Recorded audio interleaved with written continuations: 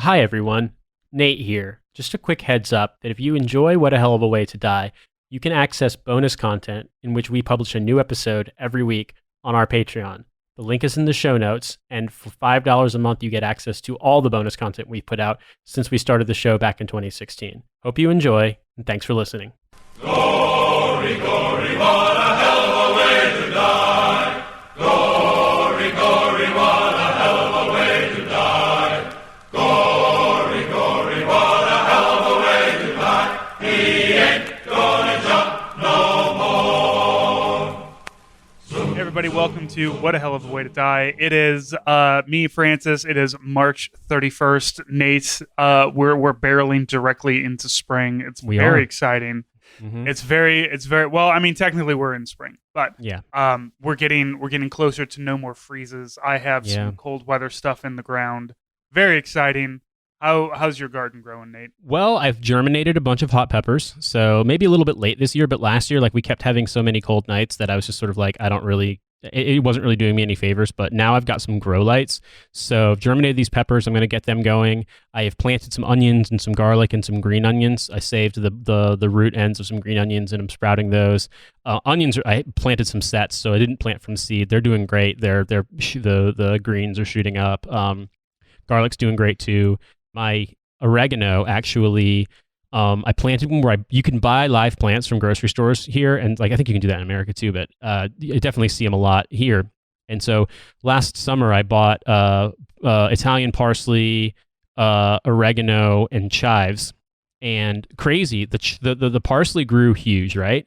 And the parsley completely survived the winter. Like it not only did it like regrow, it never really stopped being green. Like there were like around the fringes, some of it got damaged by the cold, but like the plants were strong enough that they held on completely. And I don't know if it's like they formed their own blanket with their foliage or some shit, but they did great. The chives disappeared, but they immediately shot up when it started getting warm again. And like in the last week, I've made 2 separate recipes that required chives and like just keep giving the plants a haircut and they keep springing up.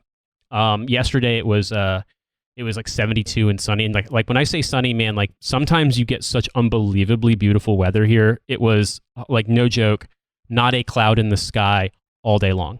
Just completely clear, 72 and sunny, not too humid. Cynthia and I went for a walk. I did a bunch of gardening and we went for a walk, and it's unbelievably nice.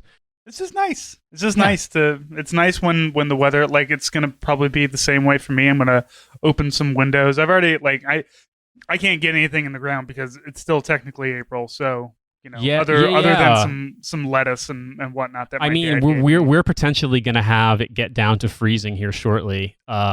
So I'm not really worried about the onions and garlic or the other plants, but like I just straight up planted some cilantro seeds. I almost called it coriander because that's what they call it here, so I've just gotten used to calling it that. But I last summer I did this really late in the season, like in the hot part of August, and within 2 weeks they had grown. And honestly, they would have survived the winters. Just being an idiot, I was weeding one day and I accidentally grabbed the cilantro plant by mistake, and so that was the last really healthy one. It's fucking dead, so had to plant it over again. But I got some mycorrhiza on the seeds as well, and then just planted them and watered them and stuff. And so last time that worked great, so I reckon the same thing will happen. But yeah, I mean, I'm not really in a hurry with my hot peppers or cucumbers or tomatoes because it's still going to be getting down close to freezing. And something that I experienced here is like weather like yesterday is amazing, but most of the year in Britain, it's like 50 degrees and cloudy and potentially rainy. And it's just so even in the summer, like even in July, you'll have it be mild enough that at night, like when I was growing basil outdoors last year, I made cloches out of big plastic bottles and was covering them up because like they would start withering at night because it just gets too cold here, even in the middle of summer. But I found a really, really sunny spot in my garden that's sunny year round. It's one of the raised beds. I composted it over earlier in the winter, and now I've just added some coconut humus, like coconut soil. You can buy these bricks from Germany that are like compacted bricks, and you mix 1 brick with 4 liters of water and it makes like 9 liters of soil. So I use those and I add my own compost, and I have some other stuff like if I need to adjust the pH or stuff like that. And, I've got a hot composter in the backyard. That thing was working all winter long. And so, yeah, I'm excited, man. I'm going to be able, if I play my cards right, I'm going to be able to make, tomato sauce, like what we'd call marinara sauce, but if you call that in front of an Italian, they'll lose their fucking minds. Entirely from my own ingredients. If I play my cards right, I'll be able to make it with my own tomatoes, my own garlic, and my own basil. Actually, I realized, okay, no, I'm not making my own olive oil. No, I do not have a hot house, and I'm not growing fucking, Mediterranean olives in London. So there is one ingredient that I am not going to be able to make myself. However, I do think that it is a particular feat to be able to cook more or less the entire recipe besides the cooking oil from stuff you grew in your own garden, especially in my garden, which has not been used for gardening for so long that every time I pull a weed or dig a row or something to plant something or churn up, etc., I find shards of broken glass and broken teacups from like 50 years of people dumping their fucking garbage in the backyard, to include like clothespins that look like they're older than my grandparents. You got a whole like little British archaeological dig in your backyard. Dude, That's I'm cool. finding like really like like the Dutch style porcelain pot, like the really intense blue and white. I'm finding lots of shards of that, and I keep looking. I'm like, this could literally be from last year. Or it could be like from 100 years ago. I have no idea, because the house is 100 years old, like at least 100 years old. Yeah, or it could be from the Blitz. Who knows? Yeah, some historical markers that you got going on there, and much like any other gardener, you're just going to toss all of this to the side and not look into the history of whatever rich asshole lived there before you. No, but it is weird because I'm finding like pieces of old broken Coke bottles, for example. Like you recognize the glass work. It's pretty distinctive. And it's just funny because, those haven't been the norm for a very long time. So, and the clothespins too, like I recognize the style because I remember seeing them at like my grandparents' place. The clothespins that I'm finding are like probably from the 60s or 70s as well. Yeah, it's wild. I don't think that garden's been like they did a very cursory sort of like garden thing where they made these like stone raised beds and put gravel down. But they hadn't really done anything with the backyard. Like people who have lived in our neighborhood for a while told me that house had been modified to have like more bedrooms and bathrooms than it was originally built for. And they were like, yeah, there was a time when 9 people were living in that house. It was just like a boarding house, which the way the London real estate market works is basically incentivizes running every single building as a boarding house, because why rent to a family when you can rent to like, 8 young people working dog shit wage jobs who can each pay £600 a month for a room, or £700 a month for a room. But we managed to get this place. We offered less than they were asking, but we were like, we're a family, we won't mess it up, and we'll absolutely commit to at least 2 years in this place. And so they took our price, and we're really, really happy in this place, and we want to stay. It's just that, like any building in Britain, it's got problems. So, because worst quality of housing in Europe and most expensive housing in Europe. So we love it. But I love my garden. I'm not going to lie. I love my garden. And when I think about like, what if we moved, like it's non-negotiable at this point that we need to have some kind of outdoor space for the garden. Even if like the shit changes drastically in our lives and we just move into like an apartment with a balcony, like I need a fucking balcony to grow my stupid plants. Like I'm just liking this stuff too much. It's just too much fun. Yeah, I'm realizing I'm becoming that person who, every time I'm in, my gun chat and people are like, oh, here, look at these cool rifles that are on sale. And I think, I'd love to get a new rifle, but mostly I want to spend this money on garden beds, I think. And so I end up, closing the tab and then going over to the Costco tab, where they have keyhole gardens that you can buy for like, yeah. And my neighbor, does not use his backyard and does not give a shit about the backyard. So like our 10-15 year plan, like we have no like walkout from the basement, so we can't use the basement as like we don't even have an egress window. So we'd have to get like a walkout built or get a egress window or something put in. But like, I don't have a backyard to throw the dog into. So Yeah. I want to fence my backyard, and she'll dig, like she's dug in the keyhole garden that I have before. So the plan, hopefully one day, maybe next year, is to move everything over to the neighbor's backyard and then just fence the backyard in and be able to toss the dog out there whenever. Like my easy way of doing it is like we have a window in the bedroom, and I'm like, I'll just build some stairs up and out the door or out the window and shove the dog out the window. She'll be fine. She'll figure it out. She's a Pyrenees. But anyway, right on. Yeah, let us get to the topic at hand. I mean, we're a military podcast. Why wouldn't we talk about the military? But we're actually not going to talk about the military. We're going to talk about those unsung heroes all of the fucking contractors in Afghanistan. This article from CNN that you found is very interesting because I had no idea that more contractors have died in Afghanistan than actual U.S. troops. Oh yeah, I mean they've kept it secret or kept it on the down low, but yeah, it's extremely dangerous to be a contractor. And like, as I understand it, if you're a contractor, you don't have the benefit of stuff like you have to take out private insurance or your employer takes out insurance, but you don't have the benefit of stuff like you don't get lumped into VA disability, you don't get lumped into SGLI, you don't get any of that stuff. So you make big money compared to soldiers, but you are left hanging in a way that troops aren't to the same extent. I mean, troops are still left hanging in a big fucking way, but like if you get blown up as a contractor and you're fucked up for the rest of your life, you don't get anything from the government. You depend on the largesse and generosity of Kellogg, Brown and Root, or Halliburton, or Fluor, or whomever. Well, and you know what? Maybe they have something in their contracts. I would guess that there's different benefits for different contractors. It's going to be different for the person that they bring over to slop frozen chicken onto my plate versus the people who come over to do building or designing airfields and whatnot. Yeah, the Polish guy who's running the rough terrain container handler or forklift or a fucking backhoe probably isn't getting as paid as well or having the same protections as the American guy who's like a dude from Texas who they brought in to do like TIG welds on particular kinds of armor. Yeah.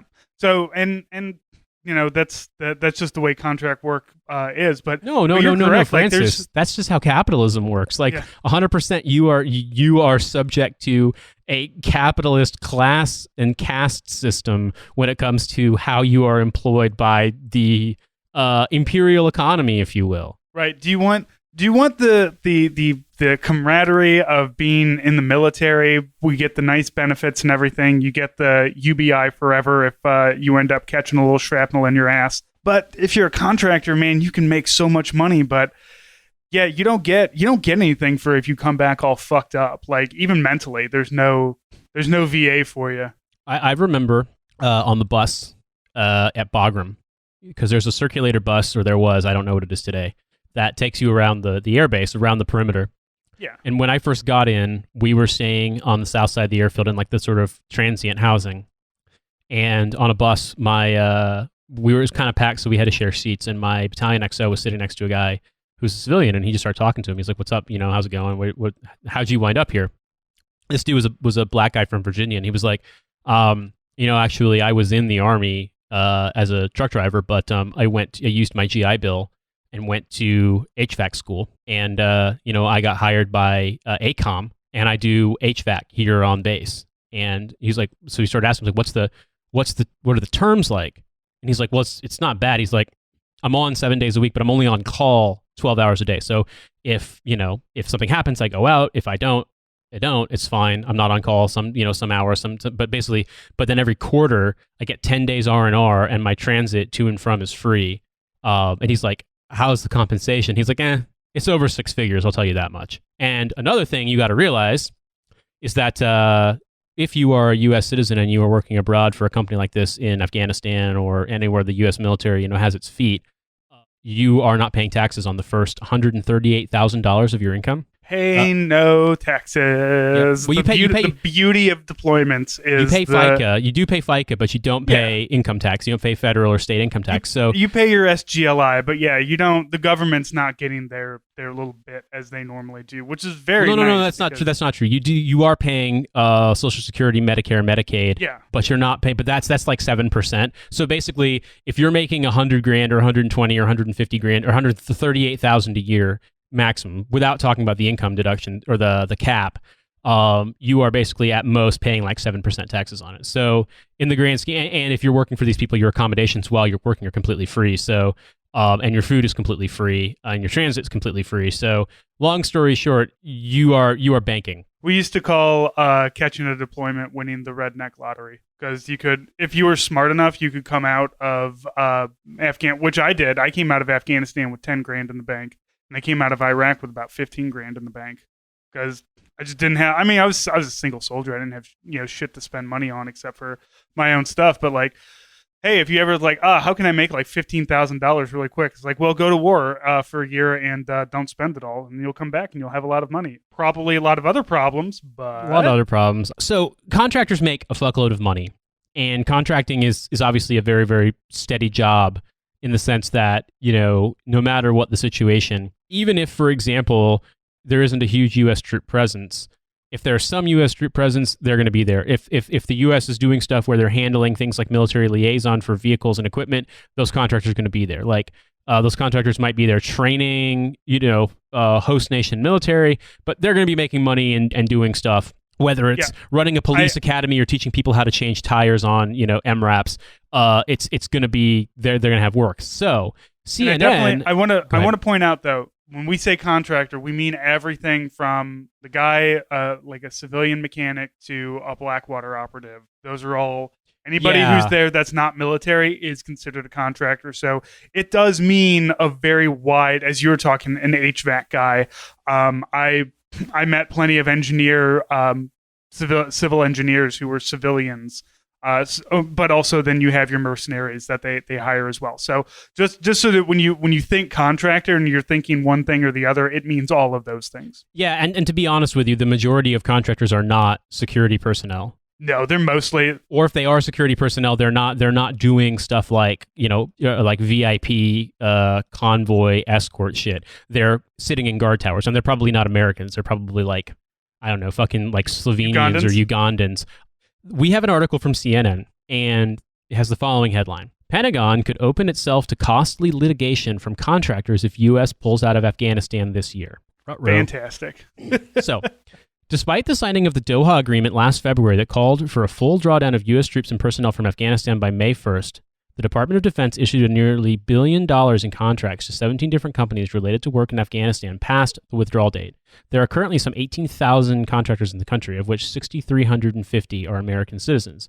With the deadline rapidly approaching and no formal decision from the White House, the future of the contracts, some of which have completion dates in 2023 and beyond, remains unclear. But the Pentagon could potentially have to pay hundreds of millions in settlements or face years of litigation if the U.S. pulls out of the country on schedule or by the end of the year, as President Joe Biden suggested is likely. Quote, if they have $1 billion worth of contracts, they're going to have a barrel full of lawsuits on their hands unless they're willing to settle for whatever amount the contractors can ask for, unquote, says Dov Zakheim, the former chief financial officer for the Defense Department. Biden suggested Thursday the U.S. would not meet the May 1 withdrawal deadline, but said he can't picture, in quotes, the U.S. having troops in Afghanistan next year. Quote, we are not staying for a long time, he said at his first press conference. We will leave. The question is when we will leave, unquote. So we've talked about the government and its inability to negotiate anything with contractors, specifically all of the contractors that apparently have 99-year plans to take care of on-base military housing. How it all sucks. We've had people on talk about how it sucks and how there's like nothing the government can do because they signed a bunch of contracts that say, 100 years. I can't see how this would turn around and bite us in the ass.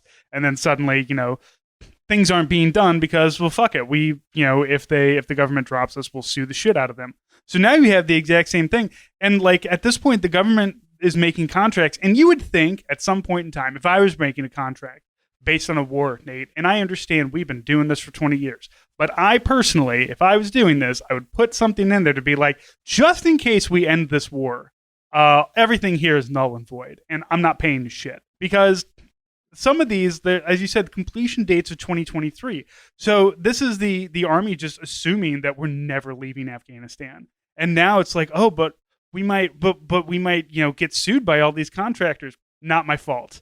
Not, I'm not the one who's negotiating bad deals here to specifically say, hey, in case we win or in case we lose, we can be positive about it. We can say, hey, just in case we win this war, just in case Afghanistan turns into the glorious capitalist utopia that we're all hoping for of peace, love, and democracy and armed militias everywhere, just like America, we should have a contingency plan for we'll pay you guys off the rest of the contract and then we'll all go our separate ways. But capitalism doesn't work that way, Nate. No, and I think the thing about it here is that, of course, this is a situation in which they are in it to make money, and they want the full length of their money, and they're going to extract it from the government one way or the other. So I'm going to continue reading the article. Biden was asked specifically about U.S. troops in Afghanistan, but the Doha Agreement, signed on February 29th of last year, also calls for the removal of non-diplomatic civilian personnel, private security contractors, trainers, advisors, and supporting services personnel. Yet their immediate future is as unclear as the outlook on a troop withdrawal. Quote, the general trend regarding the number of DoD contractors in Afghanistan continues to scale downward. It remains too early to speculate on whether it will continue to do so on par with that of potential troop drawdowns, as no decisions have been made regarding future force levels in Afghanistan, unquote, said Pentagon spokesman Major Rob Lodewick. Since the beginning of America's longest war, contractors have paid a higher price than service members. According to the Washington Post's Afghanistan papers, 3,814 contractors had been killed in Afghanistan as of late 2019, as opposed to approximately 2,300 troops. At the height of the Afghanistan troop surge between 2011 and 2012, there were 99,800 U.S. service members in the country and 117,227 contractors, according to data from the Congressional Research Service. But as the number of troops in Afghanistan declined, contractors began to vastly outnumber troops. There are now approximately 2,500 troops in Afghanistan, but 18,000 contractors. Nearly half of those contractors work in base support, logistics, or maintenance, while the rest fill roles in security, training, construction, and more. They may be more critical to the stability of the country and the Afghan government than U.S. and allied troops, the Special Inspector General for Afghanistan Reconstruction, or SIGAR, John Sopko, said. Okay, I'm gonna follow up with the quote that explains his take, but then I'm gonna be like, what the fuck are you talking about? Why? It says in quotes, because the Afghan government relies on these foreign contractors and trainers to function, Sopko told the Center for Strategic and International Studies in mid-March. Quote, should the withdrawal come to pass, SIGAR and many others believe this may be more devastating to the effectiveness of the Afghan security forces and the survival of the Afghan state as we know it than the withdrawal of all remaining military forces, unquote. Look, here's the thing. You know what, Francis? I'm going to let you react to that first, because I've got a thought, having been very involved with watching contractors run a police training academy in Paktika, and I gotta say, first I need to react to that there are 7 times the amount of contractors as troops in Afghanistan, and that we have, let's see, Special Inspector General for Afghan Reconstruction, John Spoko. I should have looked into this person to see what kind of background he's got, because this really does sound like they just can't do it without us. And like, in some ways, maybe that's correct. Like, I'm sure that, you know, in the way of like, if you kick somebody standing on a chair and you kick the legs out from underneath it, of course they're going to fall over, but you're the one kicking the fucking legs out from underneath it. So maybe if you just hadn't done it in the first place, things would have worked themselves out. And you know, again, Afghanistan was not the perfect, wonderful place before we showed up, but certainly was not improved by us. But man, fuck this guy. Like, this is just like, and I'm sure you're going to say, like, contractors fucking suck a lot of times. Like, it's the guy's fixing your HVAC.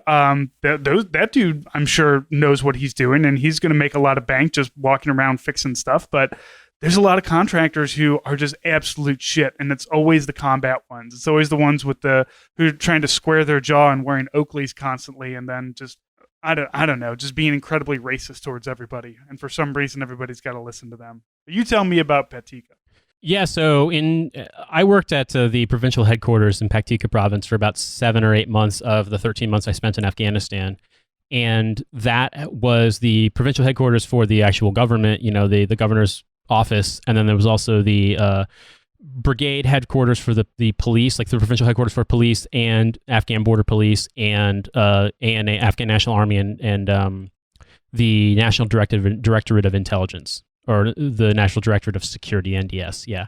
So one of the issues that they had was the Afghan police was way less, how do we put this, sort of able to function on its own than the army. The army wasn't great, but the issue with the army was the army had a lot of institutional experience because they were trained, educated, you know, and worked side by side with the Soviet Union when they were a part of the People's Democratic Republic of Afghanistan. So you had people like not just at the, you know, platoon and company level with combat experience and with organizational experience, but you had a ton of staff officers. You had a ton of you know, people who had been trained at like the General Staff College in Moscow. You didn't really have the same thing with the police force. So the Afghan army, although it was like we had a running joke with the Afghan army that like what you really needed was to find someone and dress them up convincingly as a corps commander, because it seemed like the corps commander was the first rank at which people would actually do what someone said in the army. But they had competent people, obviously huge amounts of corruption and bullshit like that, but they had competent people. They were very well resourced. They had equipment, and they had the ability to do a lot of stuff. My experience was they just wouldn't assume operational risk unless either a corps commander told them to, or they could be promised that they would have a human shield on all sides of American soldiers. So, and also we need to fill up their gas tanks for them. Yes. Always fill up their gas tanks and their heaters and everything you possibly imagine. Now, the reason for that, we joke, but the reason for that is that one of the issues that you would find is that a lot of like field commanders and company commanders, people running outposts, wouldn't get their allocations for wood fuel or liquid fuel for their vehicles or for their heaters or anything like that, or their food, or sometimes even their salaries, because they were being embezzled by higher headquarters. And so, like, for example, we would constantly, we got into a pretty good relationship with the governor's compound people, because we were able to get fluor contractors to come out and help us with the electrical situation and install some generators, like some big generators, get them up and running. And also because we had a fuel truck, and we called the bomb affectionately, because it was like I think it was like a 5,000 gallon or 2,500 gallon fuel tank on an LMTV. And so we could, it might have literally only been 500 gallons. Or two 500 gallon tanks. I can't remember, but we would drive to the big fob and fill up our fuel tank, then come back and we could refuel the local fuel tank on the base with diesel, so they could, run the generators to give them power and run people's, personal heaters and stuff. But they have huge problems with embezzlement. But this is a long sort of roundabout way of getting to the point. The point is, because I was there, I saw the training opportunity. It was a training situation for the police, and the police were super disorganized.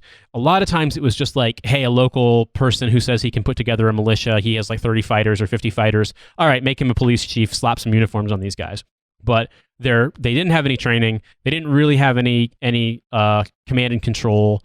Their troops were super undisciplined. They weren't very good at fighting. There was a more elite group of police called the Civil Order Police that they would bring on missions. Sometimes those guys were good, but your average Afghan policeman was not very well trained, was very poorly led, was very poorly equipped, was very poorly paid, if at all. Was very stoned a lot too. Yeah, high as fuck most of the time. Like if it was weed, we didn't care, but when they would start getting into the opium, it's like, come on, man. Yeah. Can you just wait like 2 hours, please? Yeah, a lot of people on heroin, a lot of people smoking opium, a lot of people taking stuff like benzodiazepines that they could buy over the counter, a lot of people taking speed. And then smoking hash all the time too. And so DynCorp was running training for like a basic training for police cadets, and also like staff training for the officers. And these were all ex-military or ex-cops who were coming in and training. But the experience that I had was the police academy was obviously very highly supported by both the military leadership, American and Afghan, and also the political leadership. But my experience was that like every single guy to a man that I met was just like, yeah, fuck these people. I don't give a fuck. I'm just getting paid. And like they weren't, the training was bullshit. They didn't take it seriously. A lot of these guys were really absentee about it. And like, obviously it was something of an accomplishment to even run a police academy in the first place. But my God, man, like I remember seeing this stuff and just being like, it would be fucking sweet to be getting paid this much to do this little. Because these guys are all making 6 figures or more and all these benefits, and like they're not paying taxes and all this stuff. And you just realize that like, if you manage to stay in more than like 1% above average physical condition after a lifetime of being a cop, you could just come over and basically like fatten up your pension with training Afghan police. And like, I'm sure there's people who took it seriously, but my experience was that by and large, whether or not you took it seriously did not matter. So the idea that the cigar is saying, oh, well, Afghanistan will literally fall apart if, Joe McDick from fucking Omaha isn't able to get 6 figures on top of his cop pension training people somehow. Like, I don't know, man. I just don't fuck Cigar. You know what? Cigar did a really good service as an office when they published their reports on how blatantly corrupt like all of the reconstruction stuff was, and how like 95% of that money got embezzled. But the idea they're now turning around and being like, oh, actually, the fate of Western civilization hinges on whether or not fucking Fluor can continue to make money, you know, through the next decade in Afghanistan. I am left with no real professional response to that, and I can only say, suck my fucking dick, John Sopko, or whatever your name is. Honestly, at this point, like we're not doing anything better. Like it's going to be less cruel to just walk away and let Afghanistan sort itself out, because certainly we're not going to do it. And maybe the Russians will come in and help them out a little bit better. Like maybe the Russians will like come in as like, okay, we're not going to Soviet Union this. We're going to come and we're going to build stuff, and we're going to just let you guys do whatever the fuck you want to do. And we're just going to give you some infrastructure, and then you're going to be our friends, right? Because like that's really what it seems I think it's like more Russia. likely that China would do something like that. Yeah, But China yeah, will probably, but more than yeah, likely it'll be China. and to some extent India too. But I mean, Afghanistan has been like a huge proxy war between India and Pakistan. It's mostly Pakistan trying to aggressively destabilize it as much as possible, because it's to the benefit of Pakistan's economy to have a client state to buy all their products, and B, the Pakistanis are like one of the most corrupt and deeply paranoid governments on earth, and they're absolutely convinced that if Afghanistan isn't like a rubble field, then somehow India is plotting to overthrow Pakistan this way. So I mean, then India would have Pakistan bordered on two sides. So I get it. Like I understand that concern, but also Pakistan is very, as you said, it has so much of its own problems, and it's bordered on one side by like a sworn enemy, and on the other side by not really a friend, but Afghanistan, like you said, is just that like they just bully Afghanistan, it feels like. Though I'm not going to get too much into foreign politics, because fuck if I know. But I was going to make the comment like, wow, bordered on either side by sworn enemies, constantly bullied and mistreated. Like, shit, shout out to all the Iranians out there. But I'm going to finish reading this article because I feel like we can hear more points about why, you know, Olympus will fall if contractors aren't getting paid. The article says, the contractors maintain equipment, manage supply chains, conduct military and police training, and operate the advanced equipment brought into the country. Oh, okay, this could have been written in 2004. Quote, as of December, the Afghan National Army was completing just under 20% of its own maintenance work orders, well below the goal of 80%, Sopko said. The Afghan National Police went even further behind, completing 12% of their own maintenance, short of a more modest goal of 35%. Man, that could have been written in 2004 or 2009 or 2015. Like, it's never gotten any better. So if you are not making progress, if they are not making progress because you, the trainer, is not making progress, you, the trainer, have failed. Nate, we're going to turn the corner in Afghanistan just any time now. This summer. Just keeps twirling towards turning a corner. Some of these contracts may be canceled under what's called termination for convenience of the government, where the contracts are ended in the government's interest. The contractor can then agree to a settlement with the government, or the contractor can sue if they don't agree upon a settlement, explains Zakheim, who also served as the Defense Department's coordinator for civilian programs in Afghanistan under President George W. Bush. That's really the issue. The government just can't say the hell with you, said Zakheim. The thing about termination for convenience is that the government is probably going to have to pay the contractor. On March 12th, exactly 50 days before the May 1 deadline, the Defense Department signed a contract with Textron Systems Corp for $9.7 million for force protection efforts, that means base security, at Bagram Air Base in Afghanistan, including unmanned aerial systems, intelligence reconnaissance, and more. The work was expected to be completed by March 2022, long after the stated deadline. One day earlier, the department signed a contract with Salient Federal Services for $24.9 million for information technology infrastructure in Afghanistan. The contract has the same completion date of March 2022. Notably, two fixed firm price security contracts totaling $68.2 million with Aegis Defense Services, a private security service, have completion dates in late 2023 and early 2026. The company did not respond to a CNN request for comment. In total, there are at least 18 contracts totaling $931 million issued since the Doha Agreement was signed on February 29, 2020, related to Afghanistan, with completion dates after the May 1st withdrawal deadline. Some contracts, such as the deals for Textron Systems Corp. And Salient Federal Services, deal exclusively with Afghanistan. Others, such as a $383.3 million contract from April 2020, deal with the production of M16A4 military rifles for surplus countries, including Afghanistan.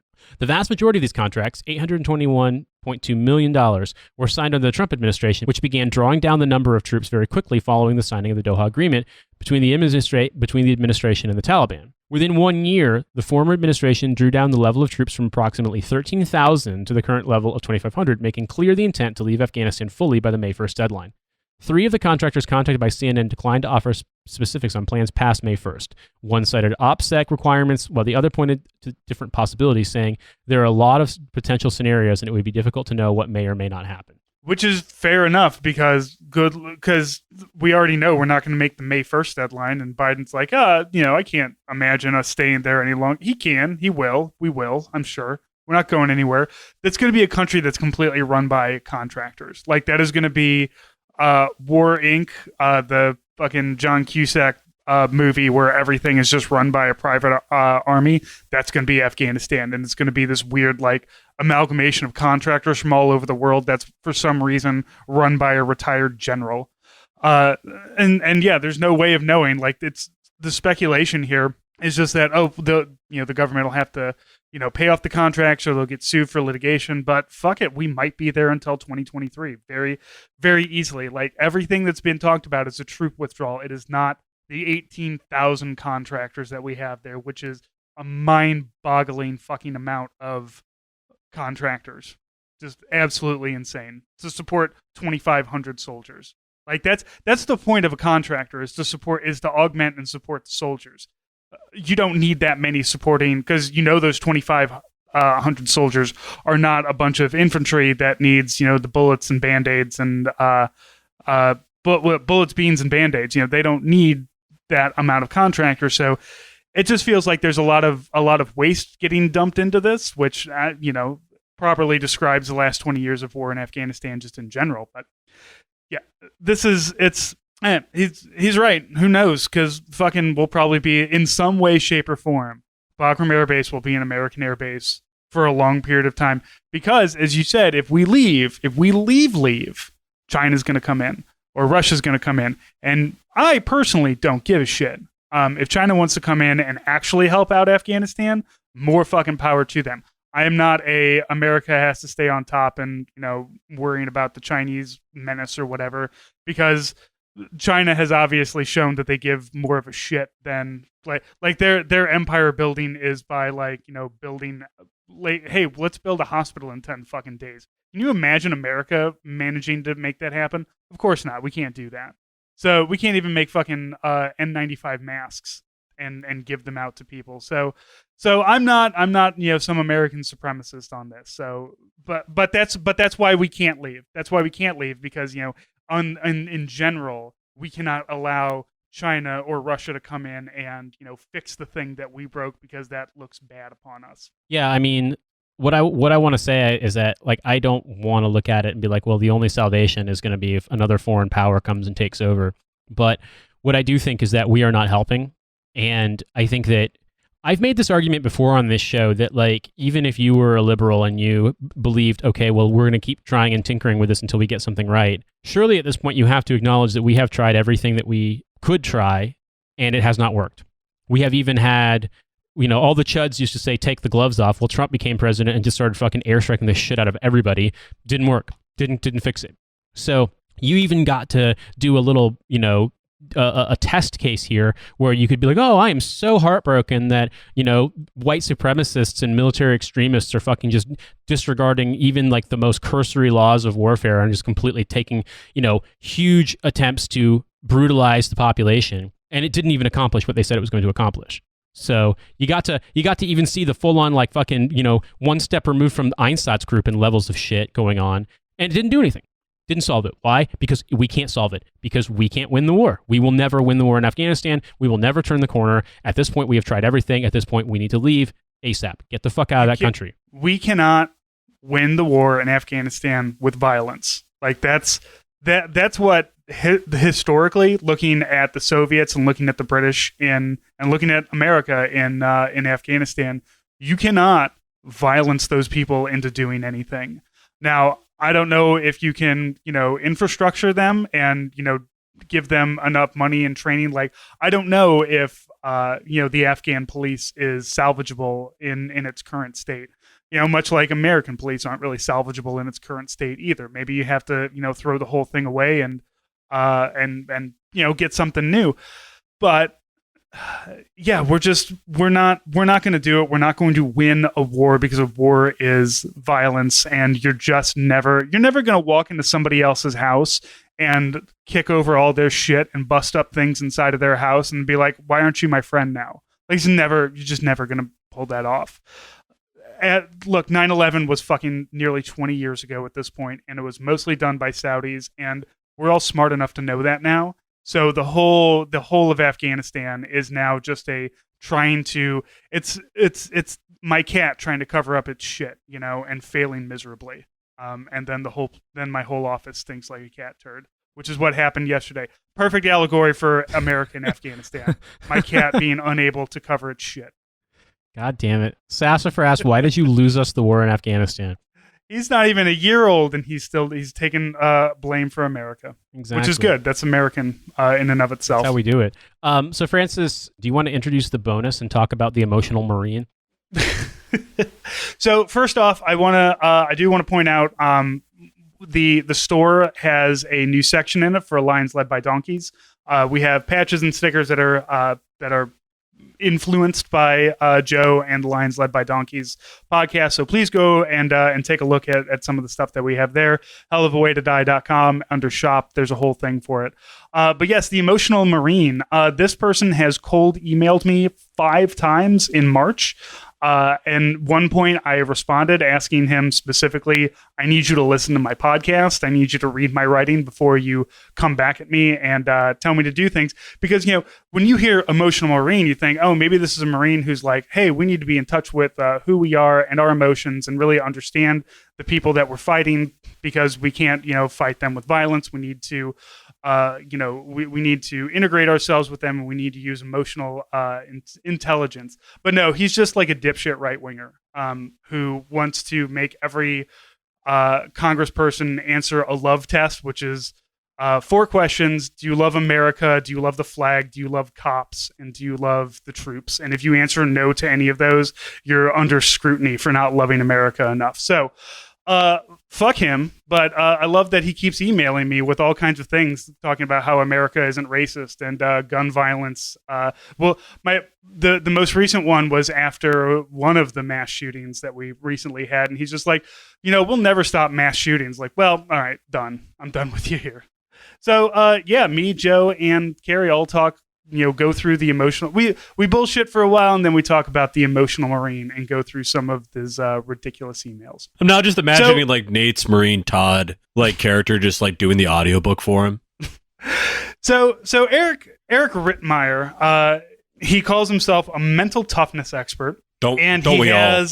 What's that? So don't we all? It's, he's an emotional Marine and he's a mental toughness expert, which are 2 things that really seem very like those words by themselves. When you say an emotional Marine, cool. This is a person who has cast away the ideas of masculinity and quote manliness, unquote, and said, hey, it's okay if you feel, it's okay if you're angry, it's okay if you're hurt or depressed or sad. And these are things that you can hold on to. Like, I almost want to start up a thing called the emotional soldier just to counter this, to be like, no, I'm actually going to tell you that gender norms are fucking bullshit and you can do whatever you want. And if you're sad, be sad. If you're mad, be mad. And feel those emotions and take hold of them and work with them. But this guy who's got the first email that he sends me, another day, another attempt at canceling something that does absolutely nothing to fix our nation's quote hate pandemic, unquote. Oh, this is going to go great. Oh, and this is the thing. Is this about the fucking Dr. Seuss thing? Look, it says the subject of this is interview idea - America isn't racist. Oh boy, off to a good start. All right, cool. Does he think that you're Francis Carlson or something? I don't know. I don't know what he thinks is happening here. So have you guys talked about the fucking Dr. Seuss bullshit yet? No, because it's dumb and nobody needs to fucking talk about it. I mean, it is stupid, but these people are making it sound like, Dr. Seuss's family was corralled by angry Antifa and then forced to take down these books, which are incredibly offensive because Dr. Seuss was a racist propagandist that hated Asian people. But it was his fucking publisher who has the full rights to his book because Dr. Seuss is fucking dead. Well, it's not even his publisher. It's like literally his estate. Like, it's literally, it's like literally the people who control his estate. And also, Dr. Seuss kind of moved away from a lot of that racism after World War II. Yeah, Like, he was paid by the government to make those cartoons. Yeah, but afterwards, like his one of the Horton books is dedicated to a Japanese, like specifically like a Japanese friend of his that helped him with a lot of stuff. So I have no problem like with Dr. Seuss, and I feel like if Dr. Seuss somehow was still like alive and his brain was working, if you went to him and was just like, hey man, do you think that it's cool that if we still did this slant, called Chinese people slant eyes, like was that cool? He'd be like, yeah, that was kind of fucked up, and I shouldn't have said that. You can get rid of it because nobody really reads that book. Well, like, yeah, he had some fucking growth. Of the 6 books that were banned, that not even banned, of the 6 books that will be discontinued publishing by the Dr. Seuss company. I only heard of one of them, which is To Think That I Saw It on Mulberry Street. And I remember reading that once to my daughter and being like, ooh, this is one of his racist ones. Let's get rid of it. And read his good ones, like the Horton books, or, which even the... You're just biased about the Hortons. Yeah, I was going to say, it's a little suspect there. Look, I'm just saying they're okay books. If you're going to do that. But I'm not saying that Dr. Seuss is a bad author by any means. He's obviously fucking legendary for a very good reason. We're just saying the name which is like the suspect. people who are mad about this shit aren't reading the books that were taken out of publication. They're reading like Green Eggs and Ham and shit. Like nobody's saying that Green Eggs and Ham is fucking racist, you goddamn idiot. Right, they're doing these public photos of like, look at me reading One Fish, Two Fish, like fucking congratulations. There's nothing racist about that. You can buy that book anywhere, and you can continue to buy that book. Will eventually turn into like One Fish, Two Fish, N-word, C-word fish. Okay, so look, Dr. Seuss isn't the problem. Statues aren't the problem. Pictures on bottles of syrup aren't the problem. Gentlemen, all these racist caricatures that have been propped up by white supremacy, those aren't the problem. Oh, cool. What is the problem, Francis? Yeah. Emotional Horton. Welcome to 2021, where everything is viewed through the lens of race. Actions don't matter. We just automatically scream racism the minute we hear things we don't like. Wait, let me stop you there. Does he say anything in here about color blindness or we're all green? Does that come up somewhere? Does he use the word purple anywhere? Look, we still have many sentences to read in this. Okay, attaching the racist label to someone instantaneously shuts down thought processes and prevents us from finding solutions to our biggest problems because we're too afraid to search for what's causing the issue. The cause of the issue is racism. Racism is the issue. Like, what the fuck does he think? Like, we've had these goddamn statues all over the fucking country full of slave-owning fucking traitorous slave-owning assholes for, I don't know, not that long, actually, for reasons that are racist. So we should probably tear them the fuck down. And, like, when it comes to Aunt Jemima and all those things are periphery things that also should be changed. Nobody's starting riots or protesting because of a syrup bottle. You ignorant fuck. Jesus. Yeah, and I'm not going to take too much credence from the political spectrum that all broke their Keurig machines because they thought Keurig might stop advertising on Tucker Carlson. So yeah, I'm going to own my landlord by burning down my house. What does that accomplish? So look, I'm a former U.S. Marine and an expert in the fields of mental toughness and emotional intelligence. Those aren't fields! God damn it! But he's an expert in them, Joe. I am also the author of the published book, The Emotional Marine. I'd like to arrange an interview that will discuss what I believe are the true issues, the true causes of all the issues our nation is facing. Are you ready? There's 3 bullet points. Here are this is why you get a fucking editor. Are you ready? No, wait a minute. I gotta belt myself in for this one. I'll try not to yell. All right. I'm ready for this. I've braced. Number 1, Joe. All right, let's go. Number one. Bad behavioral choices. What? What does that mean?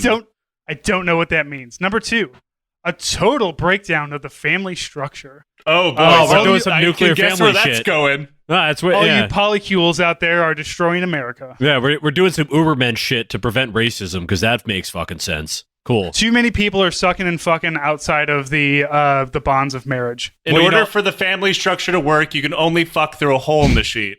Well, no, I mean, Oh, so we all got to be Mormons now? the problem is too many of them have kids, and just whatever you want to fill in for them, it's fine. Like, don't worry about it. What is a traditional family structure, Mr. Emotional Marine? Because I have a feeling I know what it is. Yeah. And it's not good. And our third one is horrible cultural influences. Ooh, I bet we're going to bring up.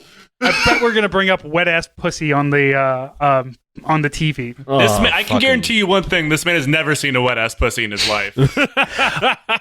I wish I could send you a picture of him. The picture that he chose to use. Let me with guess. this He looks because, like a yes, fucking correct. thumb. We all know what he looks like. No, he's bald and he's got a grin that looks like he's also trying to shit out an MRE. That's what I said, a thumb.